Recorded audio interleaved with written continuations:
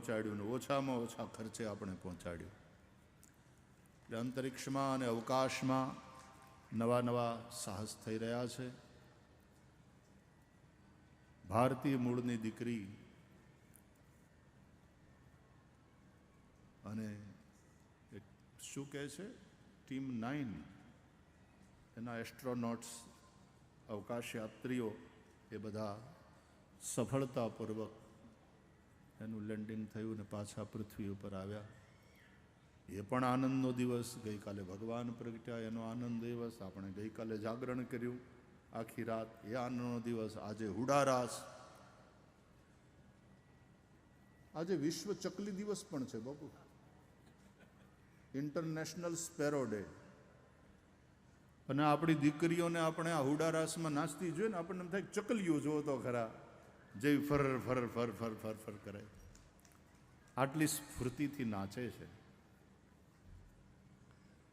દુનિયા બહુ સરસ છે, દુનિયા જીવવા જેવી છે. પરમાત્માએ આ આપણને મંચ આપ્યો છે અને એમાં આપણે આપણું પાત્ર ભજવવાનું છે ને સાચી રીતે અને સારી રીતે આપણે આપણું પાત્ર ભજવીને ધીમે ધીમે ચકલાઓ ઓછા થતા જાય છે. આમ તો એટલે વિશ્વ ચકલી દિવસ મનાવવામાં આવે છે ને એના માટેના માળા પણ સરખી રીતે કરી શકે અને એ ચકલીઓ બચે એ માટે થઈને પણ પ્રયાસો સંપૂર્ણ વિશ્વમાં થઈ રહ્યા છે. અને અહીંયા બાવળિયાળીમાં અનિરુદ્ધસિંહજીને ત્યાં હું જ્યાં છું ત્યાં તો સવારનાથી માંડીને સાંજ સુધી ચકલા ફર ફર ફર ફર કરતા દેખાય છે. શહેરની અંદર બહુ હવે ચકલા જોવા મળતા નથી. અરે હરાદમાં કાગ કાગ કહીને વાસ નાખે તો કાગડા નથી જોવા મળતા. બોલો, આપણા ઋષિઓએ આપણને પ્રકૃતિની અને પર્યાવરણની સાથે એક સંવાદિતા સાધી અને જીવવાનો સંદેશો આપ્યો છે.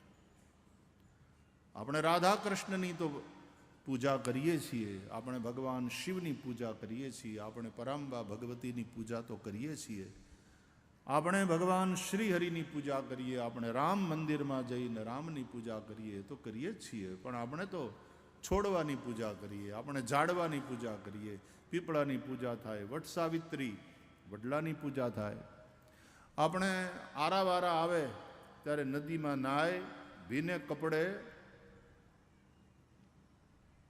લોટા લોટા ને જે કંઈ પાણીના પાત્ર હોય એમાં પાણી ભરી ભરી અને ધ્રોખડને પાય, બોરડીને પાય, પીપળાને પાય, વડલાને પાય, બાવળને પાય. એનાથી પિતૃદેવતા તૃપ્ત થાય. આ પર્યાવરણ સાથેનો સીધો સંબંધ સ્થાપિત કર્યો છે આપણા ઋષિઓએ. આપણે વાયુને દેવ કહીએ છીએ, આપણે પૃથ્વીને માતા કહી પ્રણામ કરીએ છીએ. એટલે આ બધા જે પક્ષીઓ હોય કે પ્રાણીઓ હોય એને પણ આપણે કોઈને કોઈ દેવતાની સાથે જોડ્યા. ગરુડ તો કહે તો ભગવાન વિષ્ણુનું વાહન, હંસ બોલે બ્રહ્માજીનું વાહન. આપણે ત્યાં કુકડા ઉપર પણ પરાંબા ભગવતી બિરાજે છે, ઊંટ ઉપર પણ બિરાજે છે, સિંહ ઉપર પણ સવારી કરે છે, વાઘ ઉપર સવારી કરે છે, ભગવાન શિવ નંદી ઉપર સવારી કરે. અને ગણપતિ બાપા એ તો પાછા ઉંદરડા ઉપર. ગણેશની સાથે આપણે ઉંદરને જોડ્યો. ગણેશ એટલે જ્ઞાન. આ કમ્પ્યુટર છે ને એને હરખી રીતે હલાવવા માટે માઉસની જરૂર પડે, ખબર છે? કમ્પ્યુટરની સાથે માઉસ હોય. એને કેમ માઉસ નામ આપ્યું હશે? ઉંદરડો ગણપતિનું વાહન છે. કાર્તિકેયની સાથે આપણે મોરને જોડ્યો. ઇન્દ્રની સાથે આપણે ઐરાવત હાથીને જોડ્યો, એ એનું વાહન છે. એમ આપણે પ્રાણીઓ હોય કે પક્ષીઓ હોય એને દેવતાઓની સાથે જોડી એને પૂજનીય માન્યા. આપણે એના જીવનનો પણ આદર કરતા, કોઈની હિંસા નહીં, કોઈની હિંસા નહીં. પ્રકૃતિની પૂજા. શ્રીમદ ભાગવતમાં મને કોઈ પૂછે કે એના મુખ્ય સંદેશ શું આખા ભાગવતમાં, તો એમ કહેવાનું મન થાય કે 3 જ વસ્તુ શીખવાની છે. ભાગવત 3 વસ્તુ શીખવાડે. પહેલી વાત, મનુષ્યનો વ્યવહાર મનુષ્યો સાથે કેવો હોવો જોઈએ. આ ધરતીના પટ ઉપર ભગવાને આપણને જીવન આપ્યું છે, તો વિશ્વના બધા માનવોએ એકબીજાની સાથે કેવી રીતનો વ્યવહાર કરવો જોઈએ. ભાગવત પહેલા તો એ સંદેશ આપે છે, मानव का व्यवहार मानवों के साथ कैसा होना चाहिए. बीजो संदेश, मानवोનો વ્યવહાર માનવેતર જે જીવ સૃષ્ટિ છે, પશુ હોય, પક્ષી હોય, અરે કીટકો હોય, જીવ જંતુ, આ બધાની સાથે માણસનો વ્યવહાર કેવો હોવો જોઈએ, એ બીજો સંદેશ. અને ત્રીજો સંદેશ,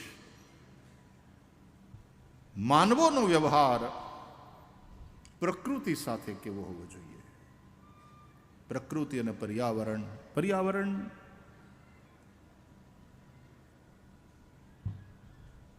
આજે જે રીતે એમાં પરિવર્તન થઈ રહ્યું છે, વિશ્વ આખાને માટે ચિંતાનો વિષય છે. ગ્લોબલ વોર્મિંગ વધી રહ્યું છે, ઋતુઓનું ચક્ર ડિસ્ટર્બ થઈ રહ્યું છે, વિશ્વ આખાને માટે આ ચિંતાનો વિષય.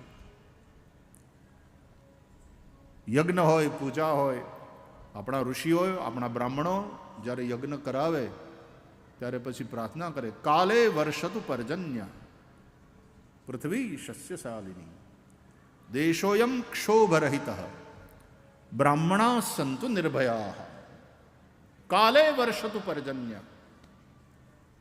આપણી ભાષામાં માગ્યા મેઘ વરસે.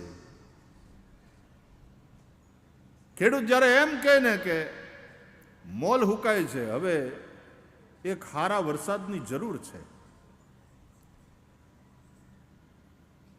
એ આવું કહે ને ઠાકરને પ્રાર્થના કરે તો માગ્યા મેઘ વરસે કાલે વર્ષતુ પર્જન્ય. બહુ વધારે પડતો વરસાદ થાય, ખેડૂત એમ કહે કે હવે જરા ખમૈયા કરે તો સારું, નહીં તો લીલો દુકાળ આવશે. પછી પાછા વાહેથી આશ્વાસન લે કે લીલો પોહાય, કમસે કમ પાણીની તકલીફ તો પછી ન રહે, શિયાળુ પાક લઈ લઈશું. પણ વધારે પડતો વરસાદ થાય એમ પણ નહીં, વરસાદ ન થાય એમ પણ નહીં, અને સમયસર થાય. કાલે વર્ષતુ પર્જન્ય.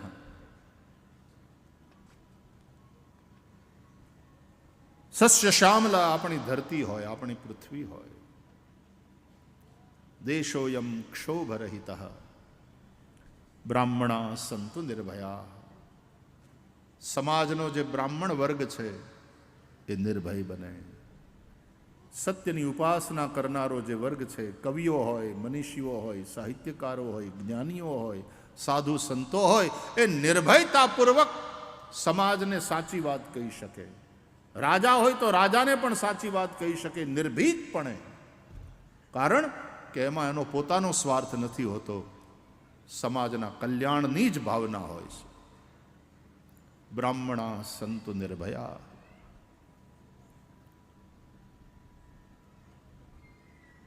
એટલે પ્રકૃતિ સાથેનો મનુષ્યનો સંબંધ કેવો હોવો જોઈએ, આ ત્રણેય વાત તમને જોવા મળશે. આપણે કથા જોઈશું. ભગવાન શ્રી કૃષ્ણે ગોવર્ધન લીલા કરીને એમાં આ ત્રણેય વસ્તુ છે. નવા પ્રકારના યજ્ઞ ભગવાન કાળિયા ઠાકરે શરૂ કરાવ્યા ગોકુળમાં,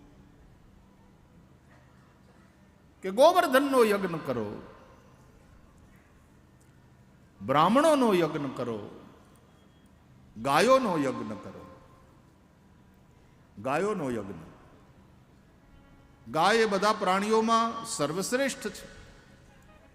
એટલે માનવનો વ્યવહાર માનવેતર જે જીવ સૃષ્ટિ છે એની સાથે કેવો હોવો જોઈએ. આપણે તો પંખીડાને દાણા નાખનારા, આપણે ગાયને ચારો નાખનારા, ગામને ગોંદરે ગાયું માટે થઈને નિરણ નાખીએ. ખીહર આવે મકર સંક્રાંતિ તો ગાયોને કેટલું ખવડાવે લોકો. રોજ પણ ગૌશાળામાં અથવા તો પોતાની ગાયને નિરણ, આપણા પહોળા ભૂખ્યા ન રહે. આપણે નમક હરામ થઈ જઈએ, કૃતજ્ઞ થઈ જઈએ. જે બળદની જોડીએ આપણને આપણી ખેડમાં આટલી બધી મદદ કરી, કામ ન હતો ત્યાં સુધી ખવડાવ્યું, અને પછી ઘરડો થાય ત્યારે છોડી મૂકે, એવું જૂના જમાનામાં નહોતું થતું. એ ઘરડા બળદને તે હાચવતો ખેડૂ કે શેઢે ચરી લે. બાકી જેણે આપણને મહેનત કરીને અટાણ સુધી ખવડાવ્યું એને એમ છોડી ન દેવાય. માણસ પોતાના મા બાપની સેવા ન કરે અને ઘડપણમાં એને સંભાળે નહીં, એને ધક્કો મારી દે, તો એમાં માણસાઈ નથી.